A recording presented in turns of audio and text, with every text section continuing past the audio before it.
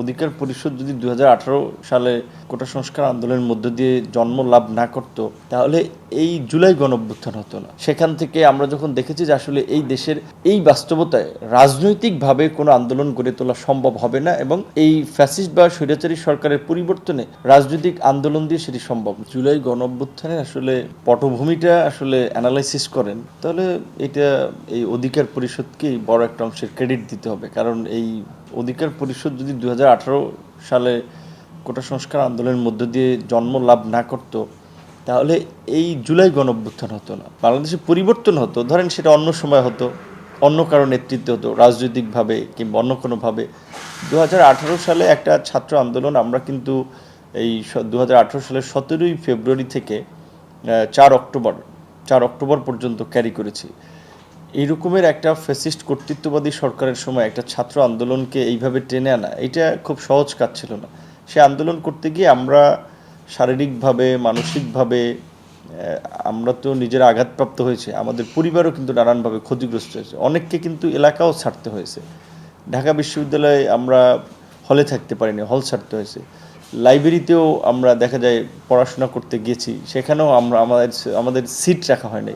এমনকি আমরা যখন এই আন্দোলনের আমাদের সহপাঠীরা, আমাদের বন্ধুরা লাইব্রেরি থেকে আসতো, আন্দোলনের কর্মসূচিতে যখন ডাকতে যেতাম, সেখানেও কিন্তু আমরা নানানভাবে আক্রান্ত হয়েছি। তারপরেও কিন্তু আমরা হাল ছাড়ি নাই। আপনারা দেখেছেন যে আন্দোলনের বিভিন্ন পর্যায়ে যেমন ছাত্রদের একটা ব্যাপক সমর্থন ছিল, আবার যখন হামলা হয়েছে, গ্রেপ্তার হয়েছে, তখন আবার কিন্তু দেখা যায় ছাত্ররা নানান কারণে ওইভাবে রাজপথে নামতে পারেনি। তখন কিন্তু গুটি কয়েক নেতৃত্ব পর্যায়ের আসলে ছাত্র নেতৃবৃন্দকে নিয়ে আমরা সে সময় আন্দোলনটা চালিয়ে গেছি, এবং আমরা লেগেছিলাম বিধায় শেষ পর্যন্ত এই 17ই ফেব্রুয়ারির শুরু হওয়া আন্দোলন 4 অক্টোবর প্রজ্ঞাপনের মধ্য দিয়ে প্রথম এবং দ্বিতীয় শ্রেণীর চাকরিতে কোটা বাতিল হয়।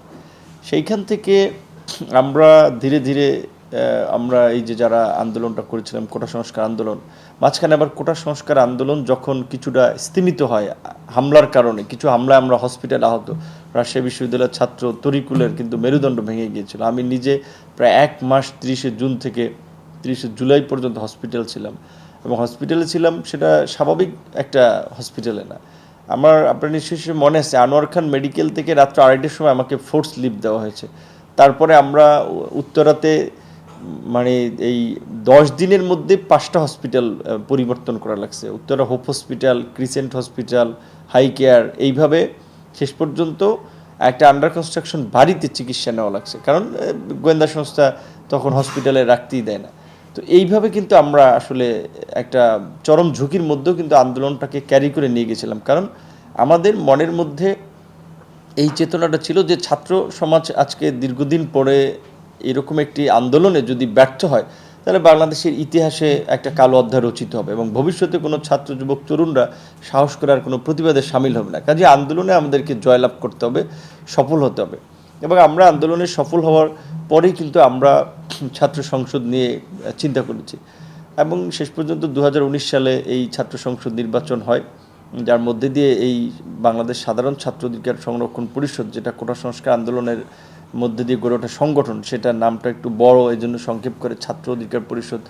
সেখান থেকে আমরা যখন দেখেছি যে আসলে এই দেশের এই বাস্তবতায় রাজনৈতিকভাবে কোনো আন্দোলন গড়ে তোলা সম্ভব হবে না, এবং এই ফ্যাসিস্ট বা স্বৈরাচারী সরকারের পরিবর্তনে রাজনৈতিক আন্দোলন দিয়ে সেটি সম্ভব না। এখানে ছাত্র যুবক তরুণদের আন্দোলন দিয়ে সম্ভব হবে, এবং অরাজনৈতিকভাবেই তাদেরকে সংগঠিত করতে হবে। যেই কারণে কিন্তু আমরা ছাত্র সংগঠন থেকে 2019 সালে একটা যুব সংগঠন গড়ে তুলি, যে যারা ছাত্র না, কারণ আমাদের প্রোগ্রামে যখন ছাত্র না সেই সমস্ত যুবকরা আসে, তখন অনেকে এটা বলে এরা ছাত্র, কিন্তু এদের পেছনে এরা কারা, তখনই আমরা একটা যুব সংগঠন গড়ে তুলি।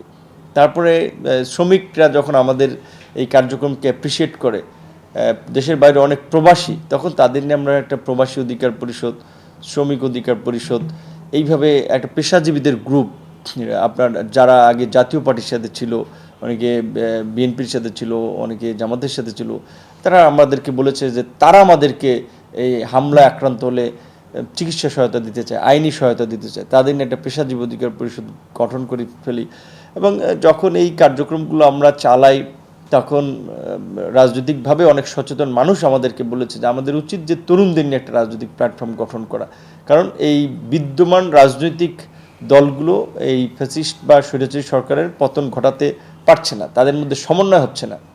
সো আমরা সেই মানে মালা গাঁথার ক্ষেত্রে আমরা সুতো হিসেবে কাজ করতে পারি।